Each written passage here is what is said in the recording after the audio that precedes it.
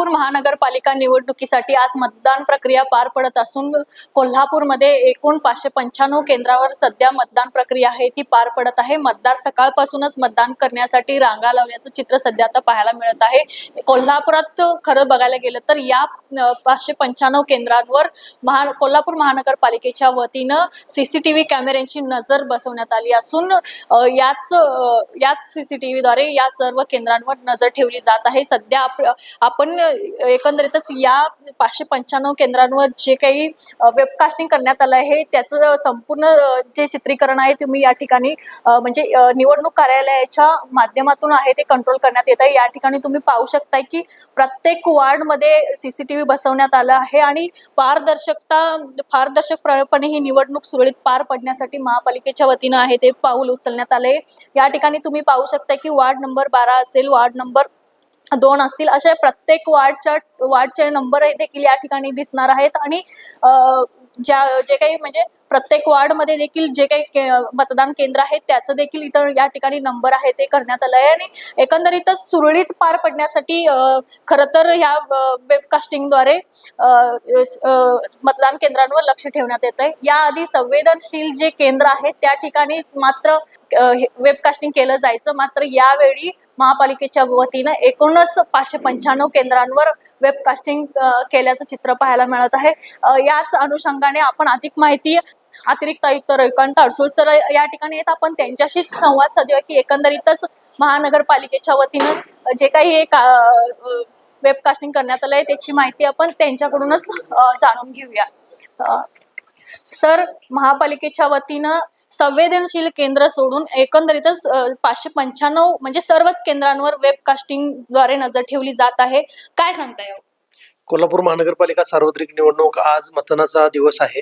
सकाळपासून सर्व ठिकाणी आमचा रिपोर्ट घेऊन झालेला आहे, तर त्या ठिकाणी सर्व ठिकाणी सुरळीत झालेलं आहे आणि काही ठिकाणी थोडा ईव्हीएमचा इश्यू झाला होता, काही ठिकाणी मतदारांना नाव सापडत नाही अशा काही तक्रारी आल्या होत्या, पण त्या तक्रारी जशा प्राप्त होतील तशा आम्ही ते सॉल्व्ह केल्या आहेत आणि संवेदनशील केंद्र वगळता सुद्धा सर्व 595 केंद्रांच्यावर आम्ही वेबकास्टिंगसाठी सीसीटीव्ही कॅमेरे बसवलेले आहेत आणि त्या वेबकास्टिंगचं जे मॉनिटरिंग आहे तर ते आमच्या निवडणूक कार्यालयामध्ये आहे। SP साहेबांच्याकडे, SP ऑफिसला आम्ही दिलेलं आहे आणि सर्व 7 आरोग्यांच्याकडे दिलेलं आहे, जेणेकरून प्रत्येक ऑफिसमधून सर्व मतदार केंद्रांच्यावर हालचालीवर बारीक नियंत्रण ठेवणं सोयीचं होईल।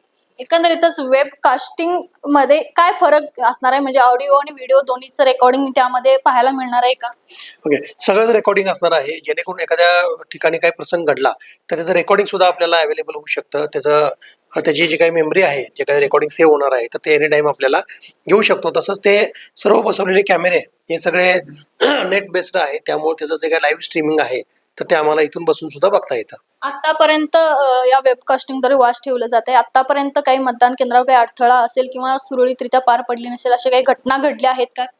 सुरुवातीच्या 2 तासामध्ये मॉकपोल आणि त्यानंतर काही ठिकाणाहून ईव्हीएम थोडे खराब झालेले आहेत अशा तक्रारी आल्या होत्या। झेडोच्या माध्यमातून आरओनी ते ईव्हीएम रिप्लेस करणं असेल किंवा रिपेअर करणं असेल ती कारवाई पूर्ण केलेली आहे। एकंदरीतच मतदार यादीमधील घोळ आहे तो सध्या पाहायला मिळत आहे, अक्षरशः जे मतदार आहेत त्यांची धावपळ होतीये सध्या, काय सांगता याबद्दल? एवढं काही प्रमाण नाही, कारण आपलं पहिल्या 2 तासामध्ये जवळपास 10% मतदान झालं होतं। पुढच्या 2 तासामध्ये म्हणजे एकूण 4 तासामध्ये आपलं 22% मतदान झालं होतं। 1 लाख लोकांनी स्मूथली मतदान केलेलं आहे आणि 1-2% प्रमाणामध्ये काही लोकांचं मतदान सापडत नाही किंवा या केंद्रावर नाही अशा स्वरूपाच्या ज्या काही किरकोळ तक्रारी आल्या असतील तर त्याच्या अनुषंगानं त्यांना आम्ही आमच्या हेल्प डेस्कच्या माध्यमातून त्याचं कुठं केंद्र आहे हे सगळं शोधून दिलं आहे। महानगरपालिकेचे पोर्टल आपण डेव्हलप केले आहे, पोर्टलवर विदिन 10 सेकंदामध्ये आपल्याला नाव आपण कळू शकतं की कोणत्या मतदान केंद्रामध्ये आहे। बऱ्याच वेळा नागरिकांना असं होतं की विधानसभेला मी ह्या शाळेमध्ये केलं होतं, त्यामुळे त्या शाळेमध्ये नाव सर्च न करता गेले होते, पण आता महानगरपालिकेमध्ये काही सेंटर्स वाढलेले आहेत, कारण प्रत्येक मतदान केंद्रावर 850च्या दरम्यान मतदार आहेत। विधानसभेला ते प्रमाण 1100-1200 होतं, त्यामुळे मतदान केंद्र वाढलेले आहेत। मे बी त्यांनी काही मागच्या 8 दिवसामध्ये माझं मतदान कुठं आहे हे केंद्रावर सर्च किंवा ॲपवर सर्च न केल्यामुळं सकाळी आल्यानंतर त्यांना थोडं कन्फ्युजन झालं होतं, पण आमच्या BLOच्या माध्यमातून, आमच्या अधिकाऱ्यांच्या झोनल ऑफिसरच्या माध्यमातून त्याचं नवीन केंद्र कुठं आहे आता ते शोधून देऊन त्यांना मतदान करू दिलेलं आहे। पण मतदान यामुळं करता आलं नाही असा कुठलाही प्रसंग घडलेला नाही। आताच आपल्यासोबत अतिरिक्त आयुक्त रविकांत अडसूळ होते. वेबकास्टिंगद्वारे एकूणच 595 केंद्रांवर नजर ठेवली जात असून सुरक्षितरित्या मतदान प्रक्रिया पार पडण्यासाठी महापालिकेच्या वतीने हे पाऊल उचलण्यात आलं आहे.